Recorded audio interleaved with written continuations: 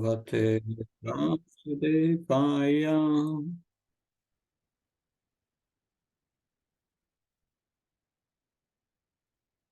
So, we will be reading from the Srimad Bhagavatam, Canto 1, Chapter 5, from text 12 onwards. That last week we discussed from text 12 till 20, but it was more or less an overview. And now we will go more in detail. So this is the section where Narada instructs Srila Vyasadeva. If Srila Vyasadeva feels despondent, that Narada, his spiritual master, will address immediately his despondency, the cause, point to the cause. So text 12, I read the Sanskrit. Naiskaryam apyachutta bhava vachitam naso bhatehyanam alam niranjanam kutta punasasvat abhadram ishvare nasharpitam karma yatapyakaranam. The translation by A.C. Bhaktivedanta Swami Srila Prabhupada Ki. No knowledge of self-realization, even though free from all material affinity, does not look well if devoid of the conception of the infallible God. What then is the use of fruitive activities which are naturally painful from the very beginning and transient by nature, if they are not utilized for the devotional service of the Lord? Namo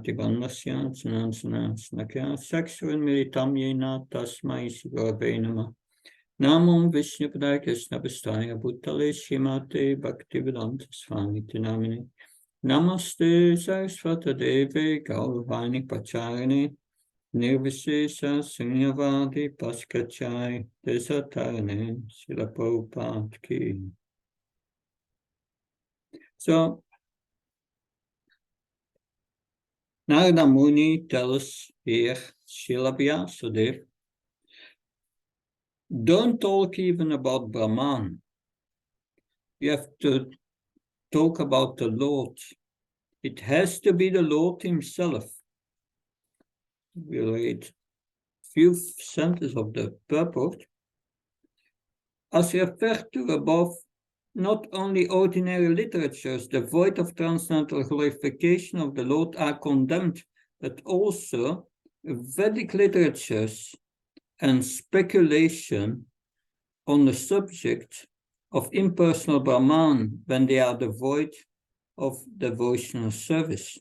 When speculation on the impersonal Brahman is condemned on the above ground, what to speak of ordinary fruitive work which is not meant to fulfill the aim of devotional service? So if Vyasadeva should not write on these subjects, then the question is, what should he do?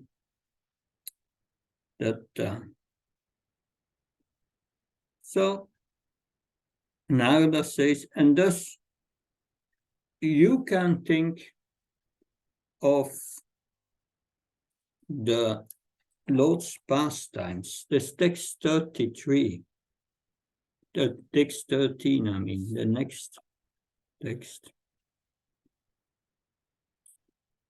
Ato Mahabhaga Bhavan Amoghadrik Chachish Hava Satya Sato Tritavata Ukamasya Kilabanda Muktaye Sambandhinanus Maratat Vichet Stitam.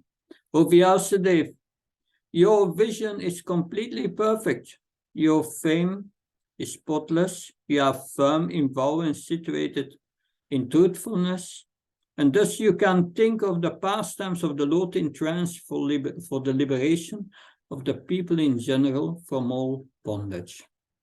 So this is Narada's instruction as spiritual master gives that instruction, what to do to Srila Vyasadeva. And we will see in the 7th chapter of this first canto, Srila Vyasadeva will bring that in practice. He will meditate on the pastimes of the Lord in trance. And from this, the Bhagavatam will emanate. Because this is the history of the Bhagavatam, which Sutta Goswami tells to the sages of Namisaranya, the history of the Bhagavatam. So what should Srila Vyasadeva do? He should think of the pastimes of the Lord in trance for liberation of the people in general from material bondage. They are in the prison house of this material world, and you should help them to get out that. But first, he has to realize that, we will read about that in the beginning of the 7th chapter, when Srila Vyasadeva will realize the Lord in trance. So we had also heard in text 21 before, describe the transcendental pastimes of the personality of Godhead, Sri Krishna, more vividly, because that was the thought of Srila Vyasadeva. I feel despondent. What's the cause? He was pondering on it and said, maybe I did not describe the transcendental pastimes of the Lord sufficiently. I should have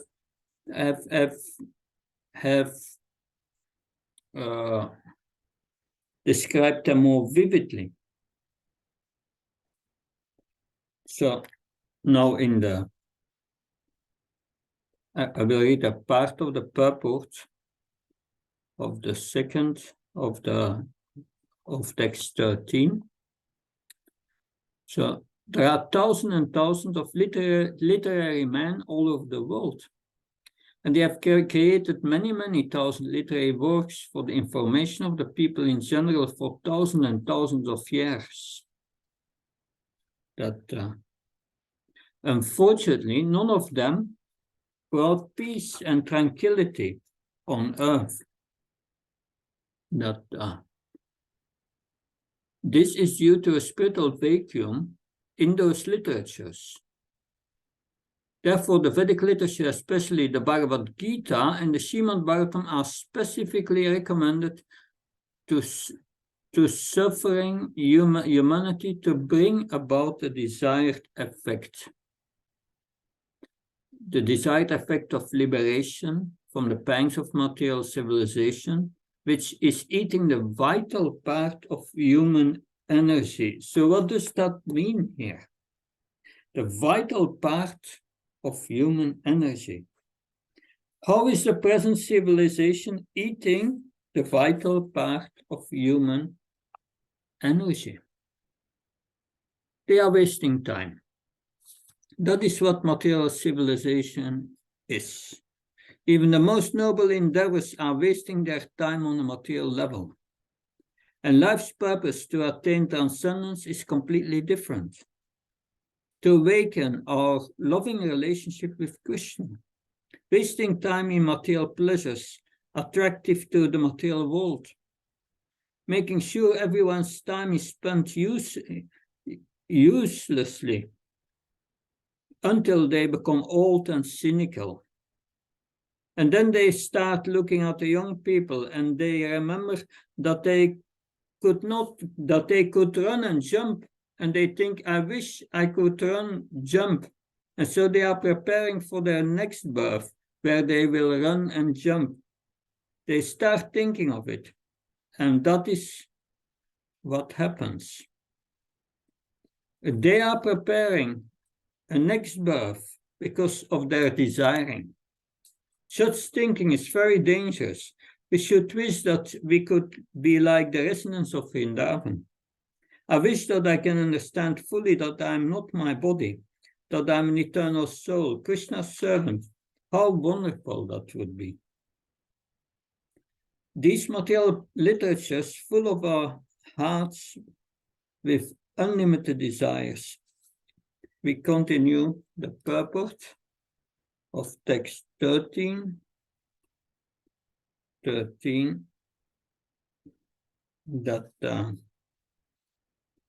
the Bhagavad Gita is the spoken message of the Lord recorded by Vyasadeva, and the Srimad Bhagavatam is a transcendental narration of the activities of the same Lord Krishna, which alone can satisfy the hankering desires of the living being for eternal peace and liberation from miseries. Srimad Bhagavatam therefore is meant for all the living beings all over the universe, for total liberation from all kinds of material bondage. Such transcendental narrations of the pastimes of the Lord can be described only by liberated souls like Vyasadeva and his bona fide representatives who are completely immersed in transcendental loving service to the Lord. Only such devotees do the pastimes of the Lord and their transcendental nature become automatically manifest by dint of devotional service. So this is why Srila Prabhupada stressed book distribution so much. These are needed to create a transcendental revolution in the heart of people. And if people don't read these kind of literatures, what is the result? Text 14. Text 14. Tatonyata kinchanayat vivakshata pritachtisastat kritarupa namabi nakarachatvapi sadushtitamatir labit avatahata no ivaspadam. Whatever you desire to describe that is separate in vision from the Lord simply reacts with different forms, names, and results to agitate the mind as the wind agitates a boat with no resting place. So the mind fixes on something and becomes attached to it. Accept it. Just holds on that thing. And that desire is stored in the heart. Whatever is described that is separate in vision from the Lord, it simply reacts with different forms and names, entangles the mind in more and more desiring. It makes one think, this will make me happy. What is the result? Just more birth and death, more birth and death, more birth and death. So Narada Muni is chastising Srila Vyasadeva. I will read part of the purport.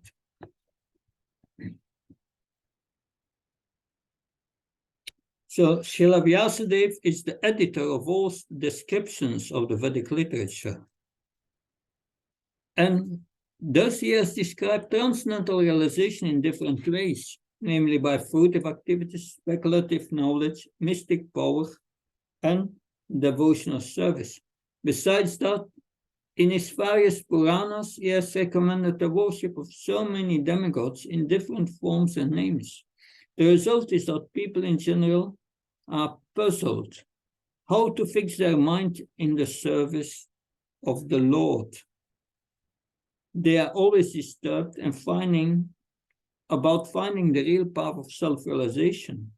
Srila Narada Dev is stressing this particular defect in the Vedic literature compiled by Vyasadeva, and he's trying to emphasize that describing everything in relationship with the Supreme Lord and no one else. So let the demigods be described, but in relationship to Krishna.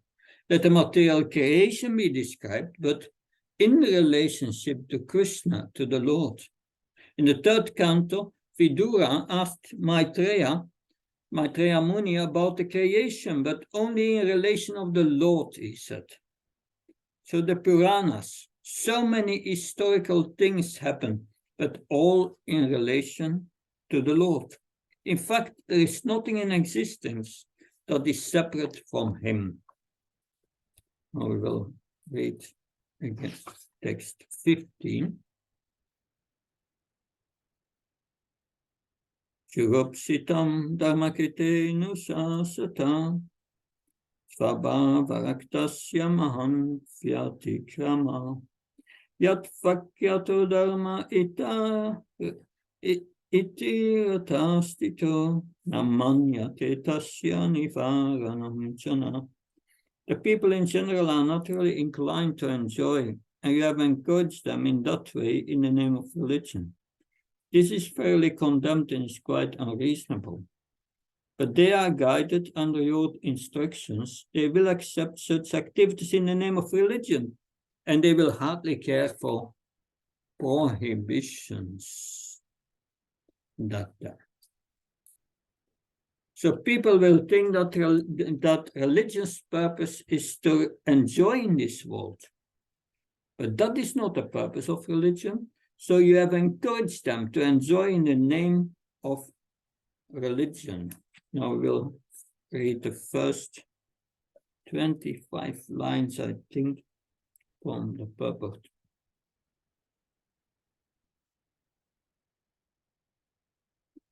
Srila Vyasadeva compilation of different Vedic literature on the basis of regulated performances of fruitive activities as depicted in the Mahabharata and other literature is condemned herewith by Srila Narada. The human beings, by long material association, life after life, have a natural inclination by practice to endeavor to lord it over the material energy. They have no sense of the responsibility of human life. This human life is a chance to get out of the clutches of the illusory matter. The Vedas are meant for going back, going home, not to revolve in the cycle of transmigration in a series of life numbering 8,400,000 is an imprisoned life for the conditioned souls, the condemned conditioned souls. Human life is the human form of life is a chance to get out of the imprisoned life. And as such, the only occupation of the human being is to re-establish its lost relationship with God. Under the circumstances, one should never be encouraged in making a plan for sense gratification in the name of religious functions. Such diversion of the human energy results in a misguided civilization.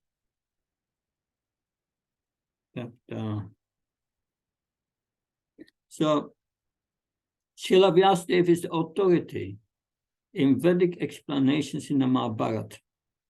And his encouragement in sense enjoyment in some form or another is a great barrier for spiritual advancement because people in general will not agree to renounce material activities which hold them in material bondage.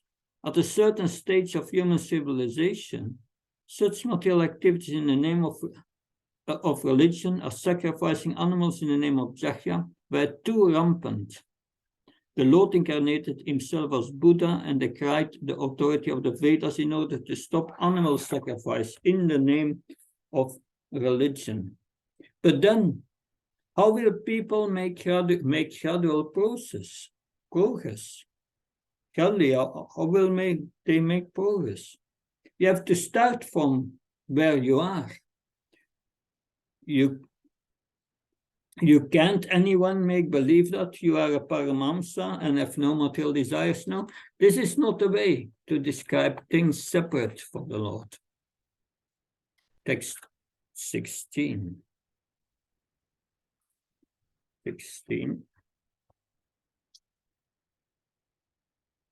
Vishakshanu syarati veditum vibuh ananta parasyani vitta sukham. Pavahtamananasya guner anatmanas tato bhavandarsaya sestitam vibhu The Supreme Lord is unlimited. Only a very expert personality retired from the activities of material happiness deserves to understand this knowledge of spiritual values. Therefore, those who are not well situated due to material attachment should be shown the way of transcendental realization by your goodness through descriptions of the transcendental activities of the Lord. So Queen Kunti will say the same thing in the 8th chapter, that Kunti says, you are the object of worship of the Paramamsat, but what with us ordinary women? Yes, the Lord is unlimited, and only great souls can understand him. Therefore, those who are not so well situated due to material attachment should be shown the way to transcendental realization through the descriptions of the transcendental Lord and activities. So I read from the purport a few lines down. That in the Bhagavad Gita is clearly stated that out of many hundreds and thousands of men, only one man deserves to enter into transcendental realization. And out of many thousands of such transcendentally realized persons, only a few can understand the theological science, specifically dealing with God as a person. Srila Vyasadeva is therefore advised by Narada to describe the science of God directly by relating its transcendental activities. Vyasadeva is himself a personality, expert in this science, and he is unattached to material enjoyment, therefore is the right person to describe. And Sukadev Goswami, the son of Vyasadeva, is the right person to receive it. Srimad Bhagavatam is the topmost theological science, and therefore it can react on the layman as medicinal doses. Because it contains the transcendental activities of the Lord, there is no difference between the Lord and the literature. The literature is the factual literary incarnation of the Lord. So the layman can hear the narration of the activities of the Lord. Thereby they are able to associate with the Lord and thus gradually become purified from material diseases. The expert devotees can also discover novel ways and means to convert the non-devotees in terms of particular time and circumstances. Devotional service is dynamic activity, and the expert devotees can find out competent means to inject it into the dull brains of the materialistic population. Such transcendental activities of the devotees for the service of the Lord can bring a new order of life to the foolish society of materialistic men. Lord Sri Chaitanya Mahaprabhu and his subsequent followers exhibited expert dexterity in this connection. By following the same method, one can bring the materialistic man of this age of quarrel into order for peaceful and transcendental realization. So why are materialistic people considered to be dull? Because of identifying with the body. Although everyone has experienced the changing of the body already in this life, Srila Prabhupada said, this is the real intoxication of life. Identifying with the body is the greatest intoxication. All the other intoxications are compared like salt and pepper. This is the real intoxication that makes the brain dull. The essence of the Krishna consciousness movement is to provide association where hearing and chanting about Krishna takes place. Management has to facilitate that. That is the essence of Krishna consciousness. But what happens if one takes this novel endeavor and then doesn't succeed? He has lost his material life and didn't gain spiritual life yet. So we will read the purport of text 17 in the middle. That I read first the verse. Yeah, I read just the verse. That but in the middle of this purport that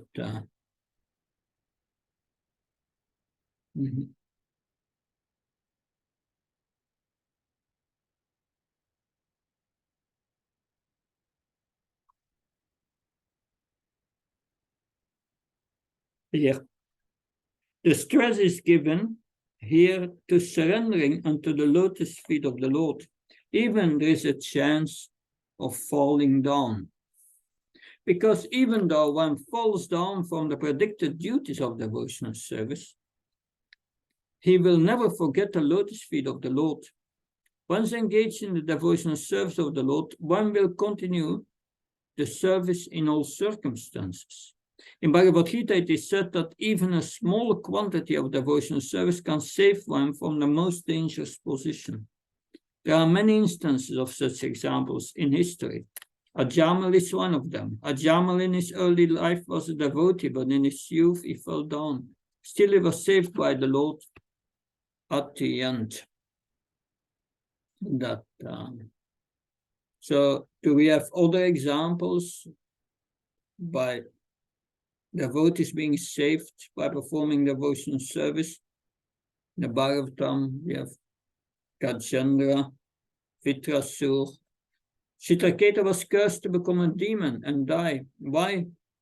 Because Krishna wanted to call him back quickly.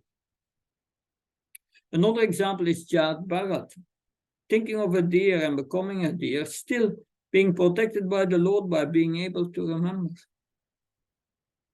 And then he was more careful afterwards. Ajamal had been a devotee in his early life and then fell down. Still he has been saved by the Lord. There is only gain, no loss.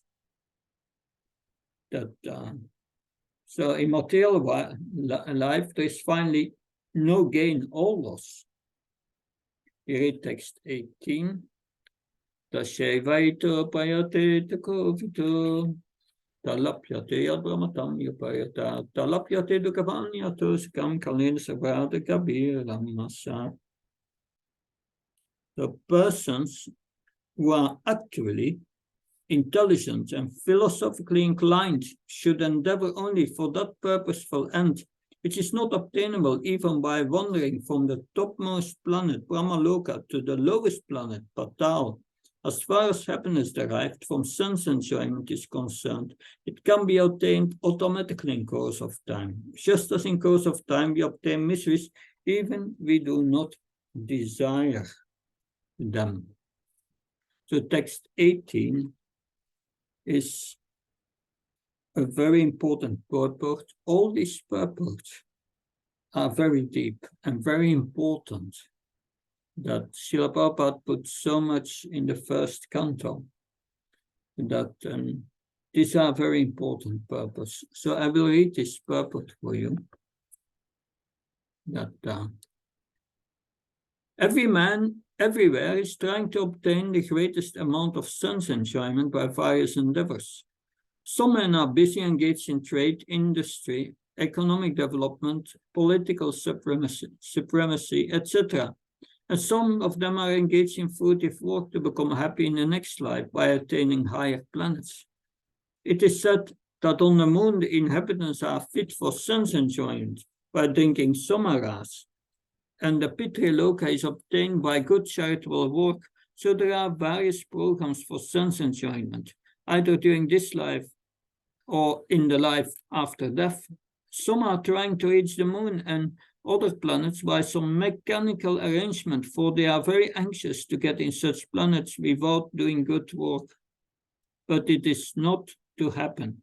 By the law of the Supreme, different places are meant for different grades of living beings, according to the work they have performed. By good work only, as prescribed in the scriptures, can one attain birth in a good family, opulence, good education, and good bodily features.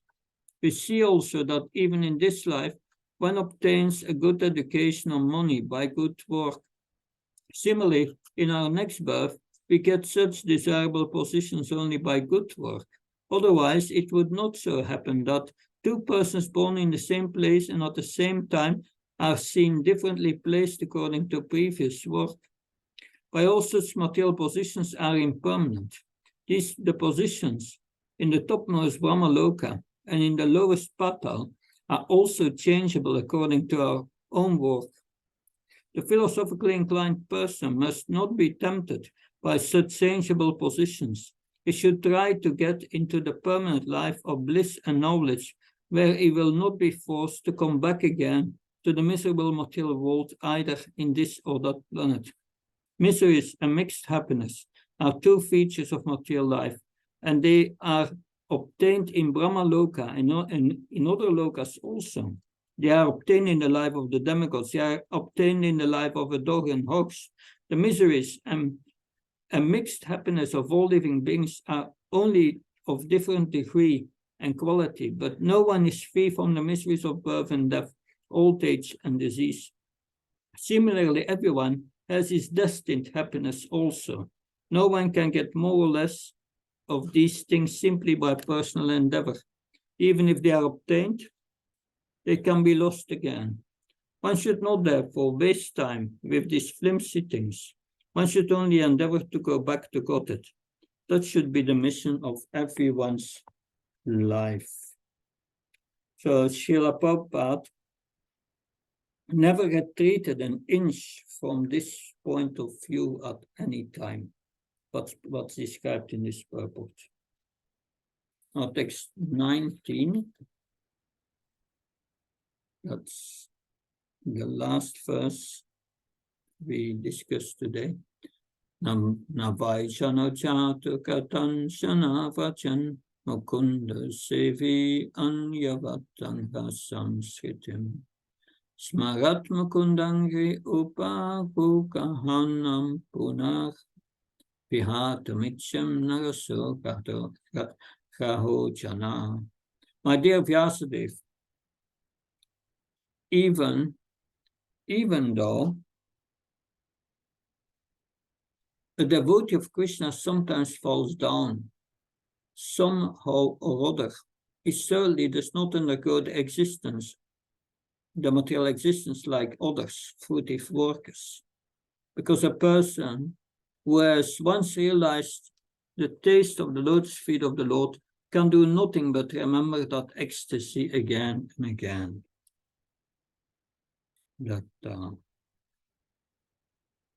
So a few lines down in the purport that thing.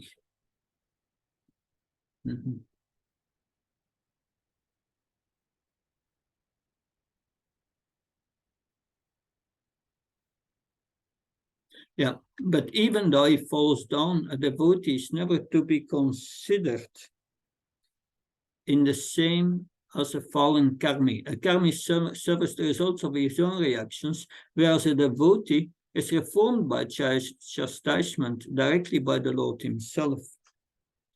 So the suffering of an orphan and the suffering of a beloved child of a king are not one and the same. An orphan is really poor because he has no one to take care of him.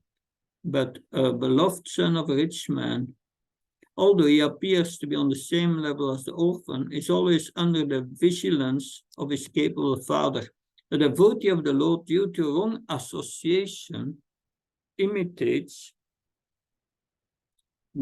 sometimes imitates the fruitive workers. The fruitive workers want to lord it over over the material world. Similarly, a neophyte devotee foolishly thinks of accumulating some material power in exchange of devotional service. Such foolish devotees are sometimes put into difficulty by the Lord himself. As a special favor, he may remove all the paraphernalia. By such action, the bewildered devotee is forsaken by all friends and relatives, and so he comes to his senses again by the mercy of the Lord, and is set right to execute his devotional service. So Srila Prabhupada is paraphrasing verse 1088.8 here of the Avanti Brahman story.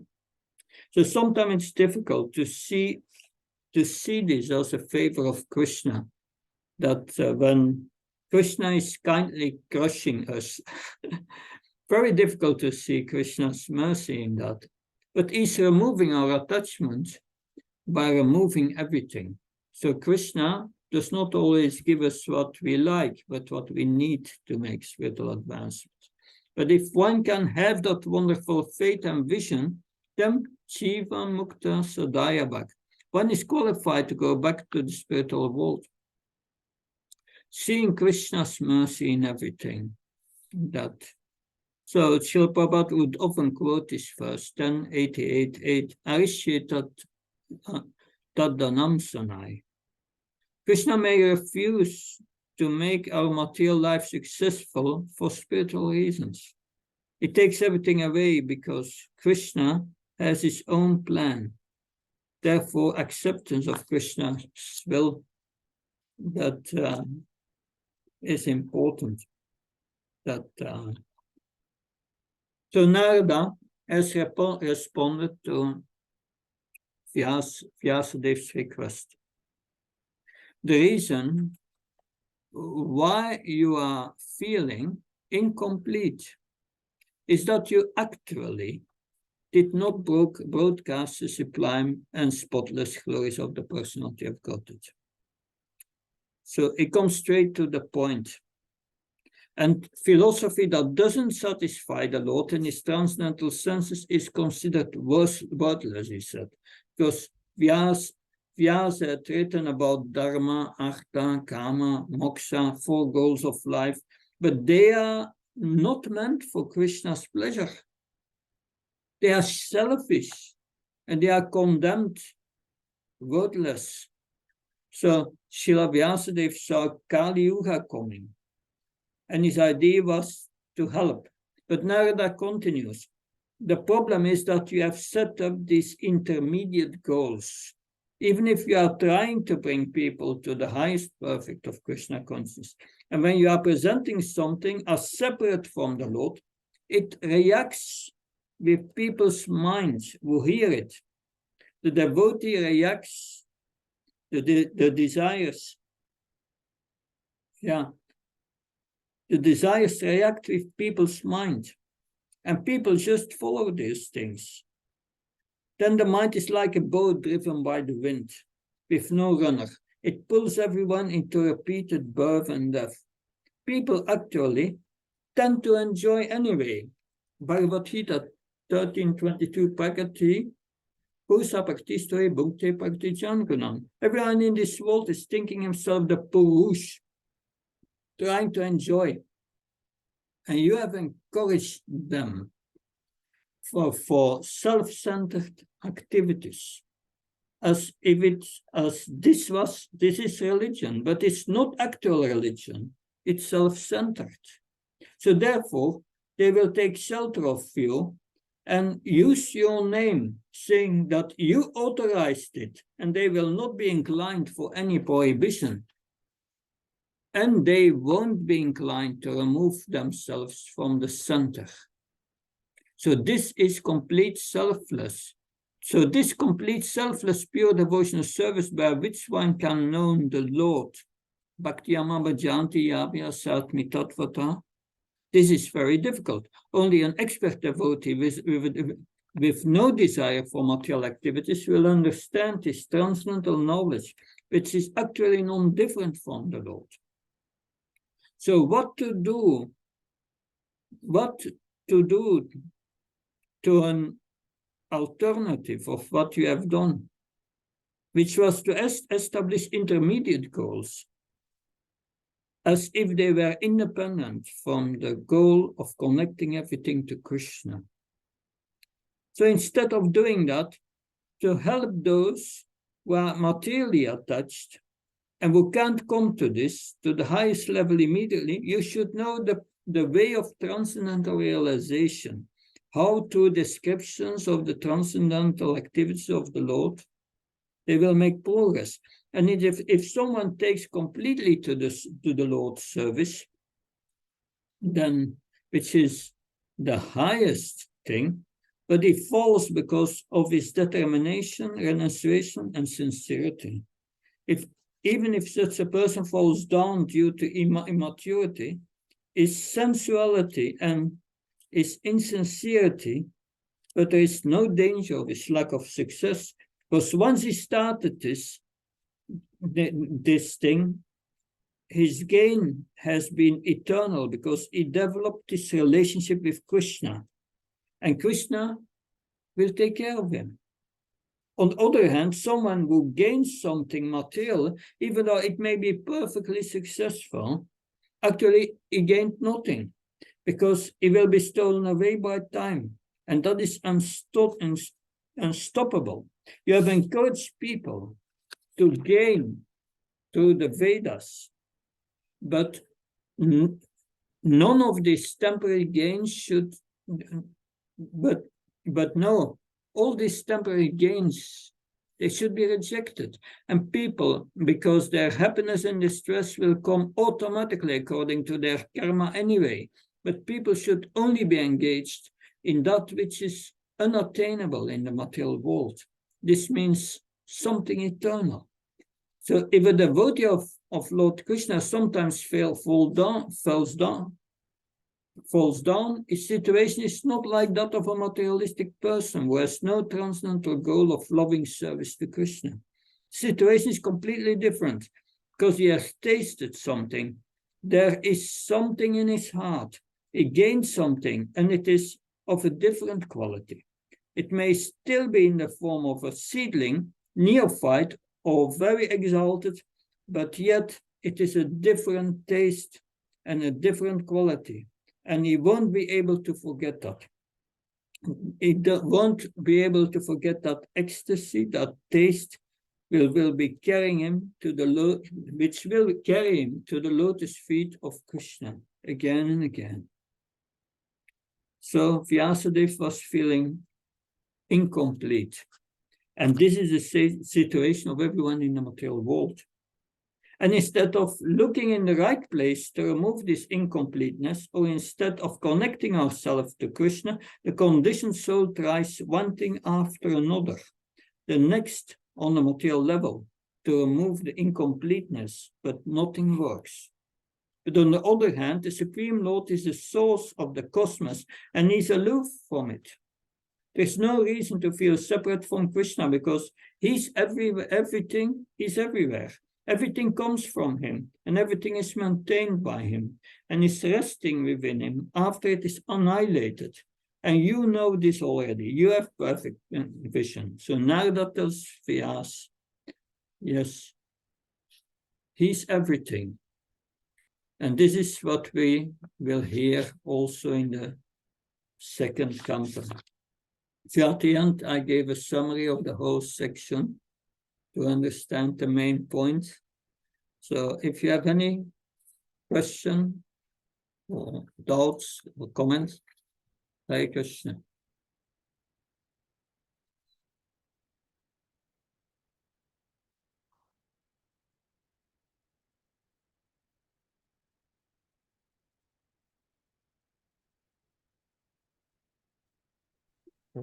Yes, please come here. The mic is on the laptop. Hare Krishna Maharaj. Hare Thank you very Krishna. much. Yeah, the question is that sometimes devotees do devotional service for a long time, and at the end of certain age, come old, and they're not able to carry devotional service. So how is that considered? Has he completed the devotional service, or there's no more? Or First, we have to look at the cause of this. Why is this happening? So the heart is contaminated by anarthas. And the removal of these anarthas is, what are anarthas?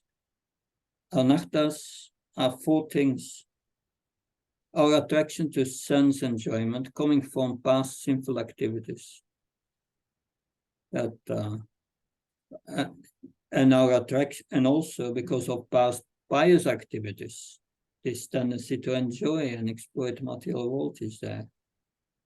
These are anarthas. Also, offenses we may make to living entities, to the holy name, apparat, that and seva apparat, offense in our service to Krishna. So these are anarthas. Anarthas come from ignorance. Ignorance, avidya. Avidya are of different kinds.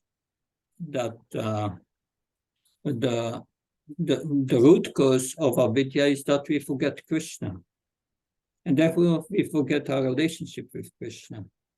And we forget our position as a spirit soul. And therefore asmita, from avidya comes asmita. We take on false ego. And then that false ego, that creates attachment and aversion, raga and dvesha in this world. And there are things we like and we don't like in this world. And finally, it ends in abhinivesha. It ends in fear of death. We think we are this body. So that is the problem of material life. These are the kleshas, or the causes why we are suffering. And anartha nivritti means removing these causes. Now, these causes, they will only be removed if we give up our offenses. Otherwise, like you chant a holy name, if you chant holy name and you are making offenses to devotees, you are not following the instructions of the spiritual master. You are not really believing in the Vedas. You don't understand the potency of the holy name and Krishna. That you are not chanting with attention. You still have material desires and you don't want to give them up. These are offenses. And unless we give up these offenses, the holy name is not pleased with us. And these anarthas are not removed. The effect is very small, it's very little. So that is the problem. We are not coming to the point of removing these offenses. And these anarthas, if they grow and are not removed, they take away our taste. And therefore we may fall down. That means there is a problem in the execution of our devotional service. It's not done properly.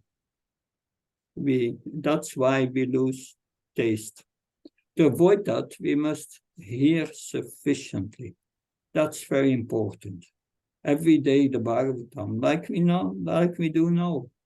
Every day, read Prabhupada's books, hear them, and that will avoid falling down. But even if you fall down, falling down, we say falling down, but if the anarthas are not yet removed, you are not falling down from a higher spiritual position. You didn't attain that yet. That should be clear. But we fall down from our practice of devotional service. And that's a big thing. But Krishna will, especially for his devotees, he gives again opportunities to come again to the practice. Bhagavad Gita 9:22. Ananya sintyantamam yechna parapaste tesam nitya vyuktyam yoga kshema pamyam. Krishna says, I will protect the advancement you have made. That's protected. You will never lose. Even if it's 2%, Srila Prabhupada says in the Prabhupada of Bhagavad Gita 240. Next life you start with 2%. You never lose it. And Krishna gives you opportunities to again engage in devotional service. So you will get opportunities in the future. But Krishna will give. But better is to prevent this falling down and follow the process of hearing very strictly, especially the hearing. If we don't hear and we only chant and do service, we are in danger. The hearing protects us, really. That the study of Prabhupada's books. So that is what I could say about this. Is that helpful? Yes, thank you. But continuing this question, I want to know whether you find some devotees, very nice devotees, they have done long service for long years, many years, and sometimes they get sick and they are not able to do that service. So how do you consider them? Do you go back to Godhead or do you have fallen down? Or what happens? Oh, that is an interesting question. We see that sometimes, yes, the devotee becomes incapacitated, and he cannot externally perform devotional service. We see that. So bhakti means devotional service. Devotion is internal, service is external. And it depends on the situation, but if one cannot do the service externally, you still can do it internally. You can hear the Bhagavatam. Mostly hearing is still intact. That's the last sense that goes. And hearing Bhagavatam is also service. Hearing devotees, you can just hear that, and that's your service. And we must always know, and that's an important point you are making, that I traveled with him many years, and he said to me, we are only the servants of the circumstances that Krishna gives us. And that's it. We must act within what Krishna gives us. And that's mostly based on our activities in previous lives. And within these limits, we must serve. But nobody is barred from service. You can hear and you can serve the Lord in your mind if you cannot do with your senses. And temporary, your conscience may be covered due to some karma or whatever, but Krishna will revive it again. And is that something extraordinary? No, we undergo that in our lives. Every night we sleep, we lose our consciousness. It's revived every morning by the mercy of the Super Soul. And I remember when I went under full narcosis in a surgery, that was quite an experience because I didn't feel my consciousness was interrupted. But anyway, that Krishna even always revives your consciousness. You will get opportunities again. But everyone has his karma. And it's not that we become Krishna conscious, that Krishna says, oh, you will not get your karma. No. Krishna wants his devotees to be responsible. You have done that in the past, you must get a reaction and be exemplary and tolerate it. So sometimes we have to go to these situations. But Krishna will arrange things to purify us. Sometimes we have a conception that I become Krishna conscious and I will have a good material life. No, that's not true. Krishna consciousness is to develop love for Krishna and come to the transcendental platform.